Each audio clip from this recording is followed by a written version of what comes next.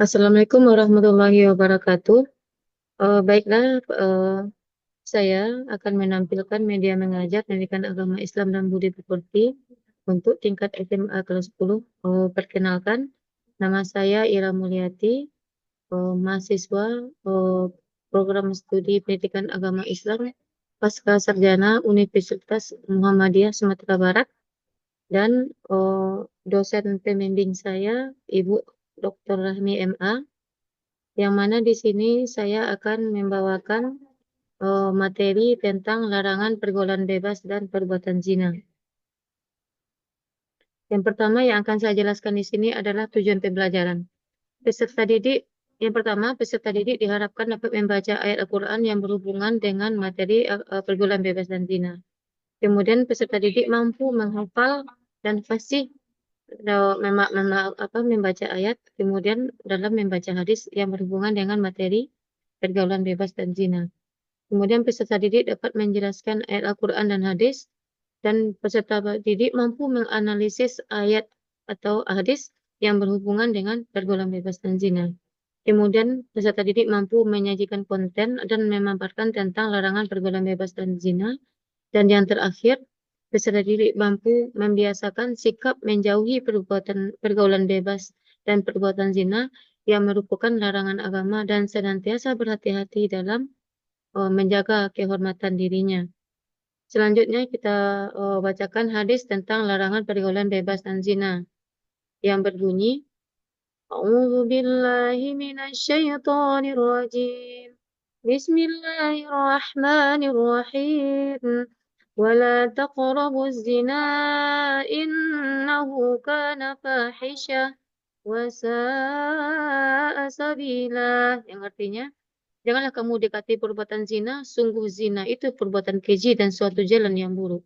Shadaqallahul azim. Selanjutnya hadis tentang larangan pergaulan bebas dan zina.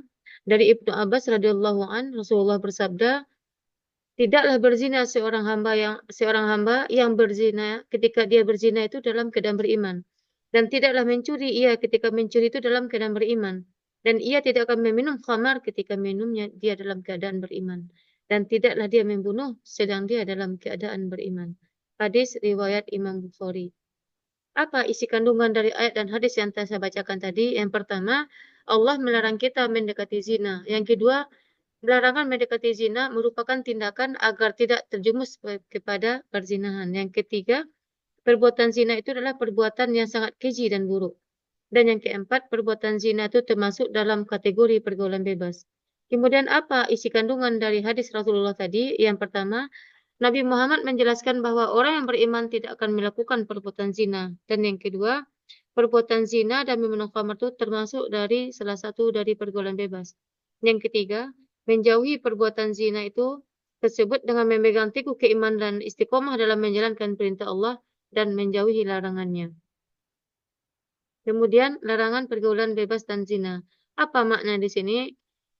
Makna menurut istilah adalah bentuk perilaku menyimpang yang melewati batas norma dan kewajiban. Apa ciri-ciri pergaulan bebas itu? Yang pertama, perbuatan menghambur-hamburkan uang. Yang kedua, perbuatan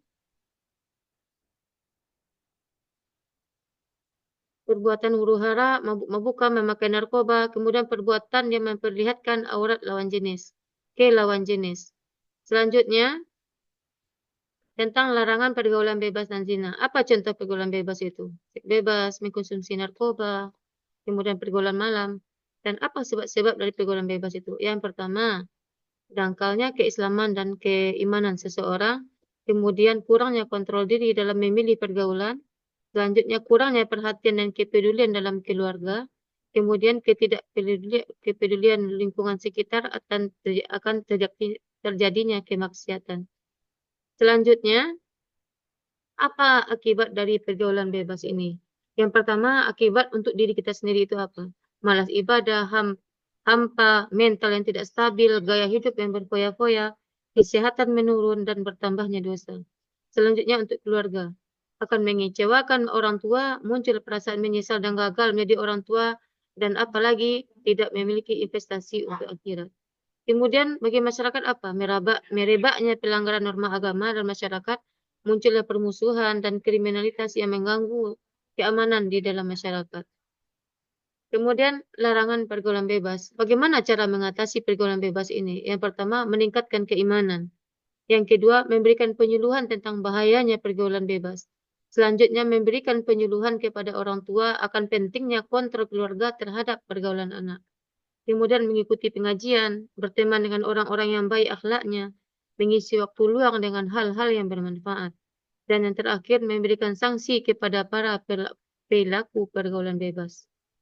Selanjutnya, apa hikmah menghindari pergaulan bebas ini? Yang pertama, dapat memperoleh ridho dari Allah. Selanjutnya, memperoleh pahala dari Allah. Kemudian apalagi terhindar dari dampak buruk pergaulan bebas dan yang melanggar norma agama dan masyarakat. Kemudian dapat menggapai cita-cita di masa depan. Kemudian larangan pergaulan bebas dan zina. Dalilnya dalam Al-Quran surah An-Nur ayat 2 yang berbunyi Bismillahirrahmanirrahim. Az-zaniyatu waz-zani fajlidu kulla wahidin minhuma mi'ata jaldah wa la ta'khudhukum bihima ra'fatun fi dinillahi in kuntum tu'minun. إن كنتم تؤمنون بالله واليوم الآخر وليشهد عذابهما طائفة من المؤمنين, yang artinya pezina perempuan, pezina laki-laki, daerahlah masing-masing keduanya satu sekali dan jangan ada rasa belas kasihan kepada keduanya. Karena itu akan mencegah kamu menjalankan hukum Allah. Jika kamu beriman kepada Allah dan hari akhir, hendaklah pelaksanaan hukuman tersebut disaksikan oleh sebagian orang-orang yang beriman.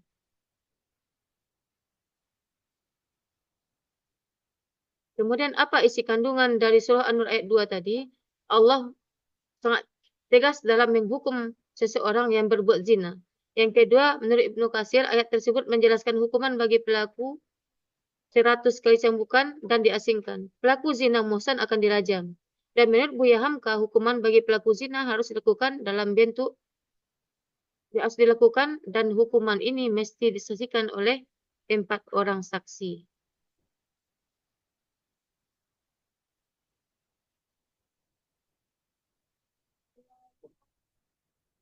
Bagaimana cara menjauhi perbuatan zina ini? Yang pertama, segeralah menikah jika telah mampu. Menjauhkan diri di tempat-tempat maksiat, jangan mendekati hal-hal yang menjerumuskan kepada perbuatan zina. Memilih teman bergaul yang baik akhlaknya, membaca buku-buku keislaman khususnya tentang bahaya zina, kemudian membaca Al-Quran dan hadis tentang mudarat dari zina ini, kemudian mendengarkan nasihat ulama dan membiasakan diri untuk melakukan puasa sunnah.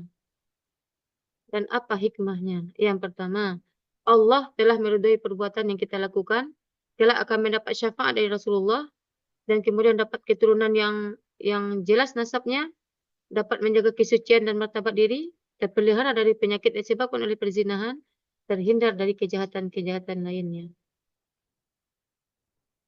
Kesimpulannya di sini, Allah mengharamkan umat Islam untuk melakukan pergaulan bebas dan perbuatan zina. Hal ini, kedua pelaku tersebut memiliki banyak kerugian, tidak ada manfaat. Maka dari itu, wajiblah kita untuk menjauhi perbuatan tersebut dengan meningkatkan keimanan dan memilih pergaulan dan lingkungan yang baik. Sekian saja yang bisa saya jelaskan. Mohon maaf. Wabillahi taufiq wal hidayah. Wassalamualaikum warahmatullahi wabarakatuh.